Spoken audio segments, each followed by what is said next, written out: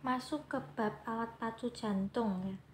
Alat pacu jantung temporer ya, itu bisa meliputi pacu jantung transkutaneus atau TJP, kemudian pacu jantung transvena.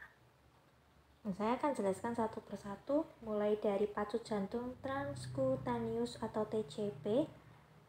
Nah, itu bermanfaat dalam penanganan bradikardi yang disertai dengan gejala. Jumlah studi yang membandingkan TJP dengan terapi obat sebagai tata laksana bradikardi dengan gejala cukup terbatas.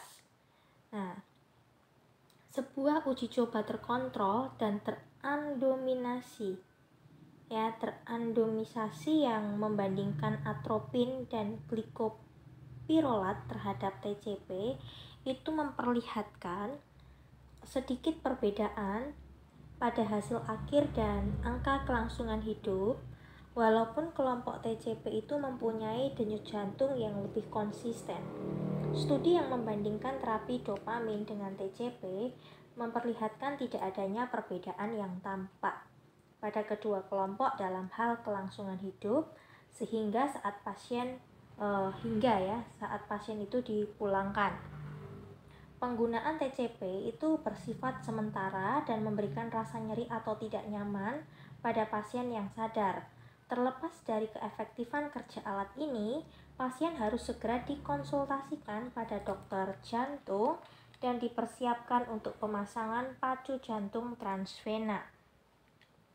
Pemasangan TJP itu bisa dilakukan pada pasien dengan hemodinamik tidak stabil dan tidak memberikan respon terhadap atropin, atau bisa dipertimbangkan segera mungkin ya pada kondisi yang mana pasien itu tidak stabil dengan gambaran EKG blok AV derajat tinggi saat akses intravena belum tersedia.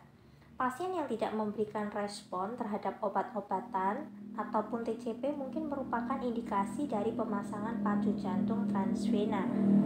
Kemudian masuk ke bab pacu jantung transvena, berdasarkan panduan dari European Society of Cardiology atau ESC guidelines, hal-hal yang merupakan pedoman pemasangan pacu jantung transvena yang relevan dalam praktek klinis itu meliputi pacu jantung temporer transvena tidak boleh digunakan secara rutin dan merupakan pilihan terakhir apabila penggunaan obat kronotropik itu tidak memberikan respon yang adekuat.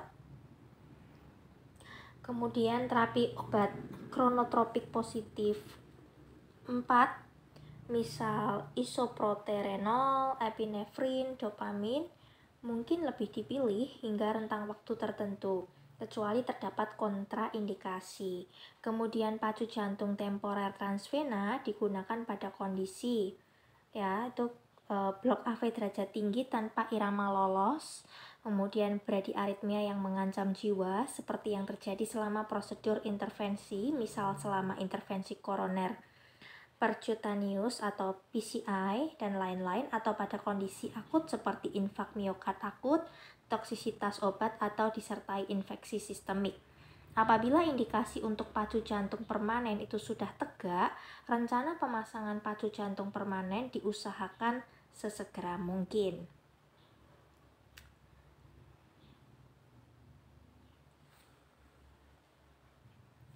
Kemudian masuk ke bab alat pacu jantung permanen. Nah, pada disfungsi simpul sinus, jika faktor ekstrinsik itu sudah disingkirkan dan tidak terdapat kondisi reversibel yang menyebabkan disfungsi tersebut, sebaiknya dilakukan pemasangan pacu jantung untuk mengurangi gejala yang muncul. Sedangkan pada sebagian besar kasus blok AV total dengan gejala pemasangan pacu jantung temporer yang dilanjutkan dengan pacu jantung permanen adalah terapi pilihan.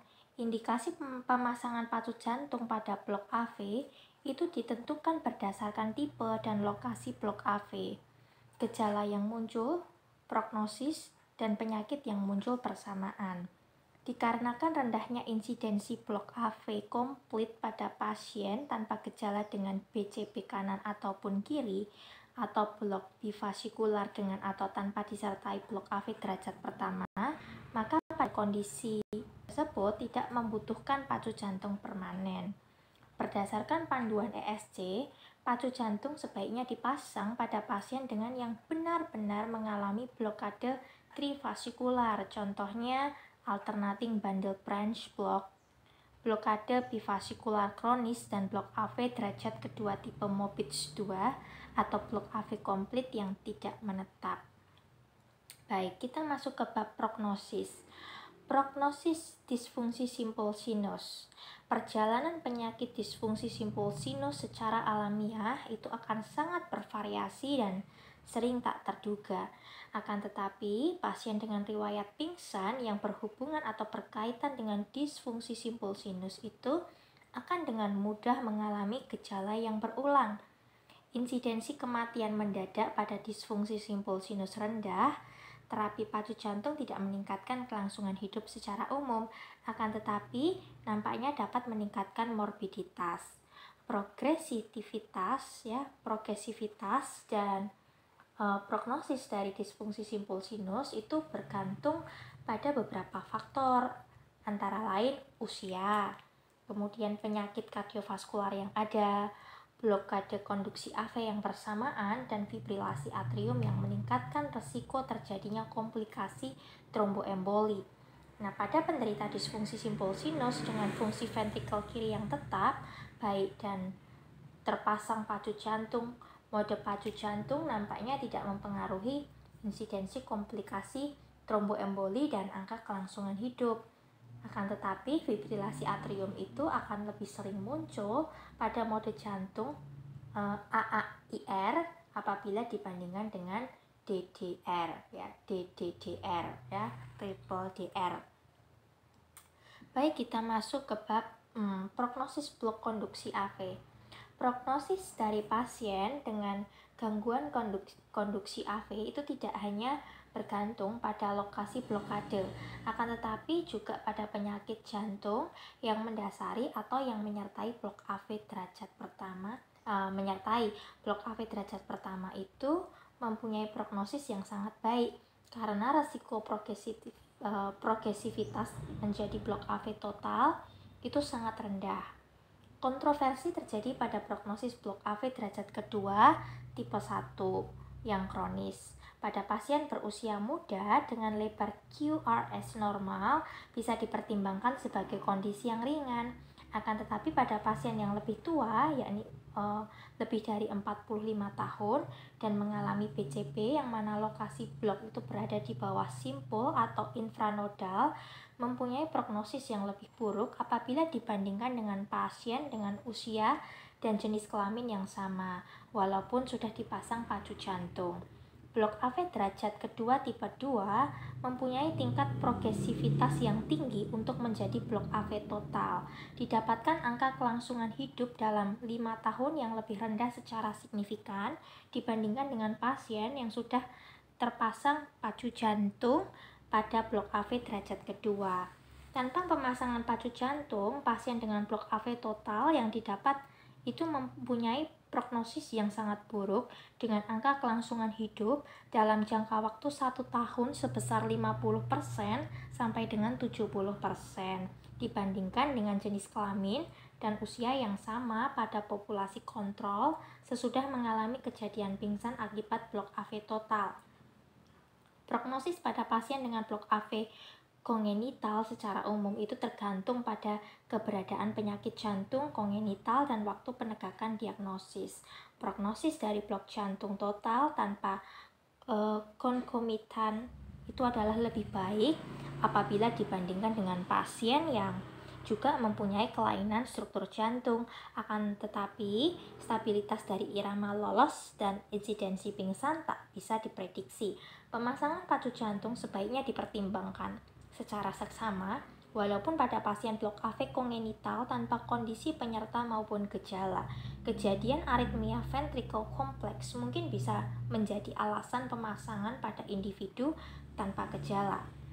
Baik, kita akan masuk ke bab prognosis abnormalitas konduksi intraventrikel. Blok cabang berkas terutama BCP kiri dan blok bivasikular secara umum itu berkaitan dengan angka kematian yang lebih tinggi bila dibandingkan dengan usia dan jenis kelamin yang sama pada kelompok kontrol. Namun, beberapa kondisi seperti BCP kanan tunggal adalah kondisi yang jinak. Angka kematian yang lebih tinggi disebabkan oleh penyakit jantung yang mendasari, terutama penyakit jantung koroner, dibandingkan dengan kelainan konduksi yang ada. Akan tetapi BCP kiri itu sendiri bisa merupakan penyebab atau bisa menjadi faktor yang memperburuk kondisi gagal jantung sistolik karena penurunan kinerja pemompaan akibat tidak sinkronnya aktivitas elektrik ventrikel kiri pada BCP kiri.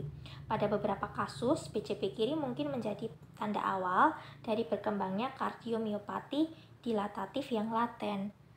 Insidensi tahunan dari progresivitas menjadi blok AV total dan risiko kematian akibat bradiaritmia adalah rendah. Takiaritmia dan infak miokard itu menjadi penyebab kejadian pingsan dan kematian yang lebih sering daripada kelainan konduktif itu sendiri. Meskipun sudah dilakukannya terapi trombolitik dan intervensi jantung perkutan, kondisi blok AV dan gangguan konduksi intraventrikel sebagai komplikasi infak miokard akut itu masih berkaitan erat dengan risiko kematian dalam jangka waktu pendek, terutama dalam waktu 30 hari.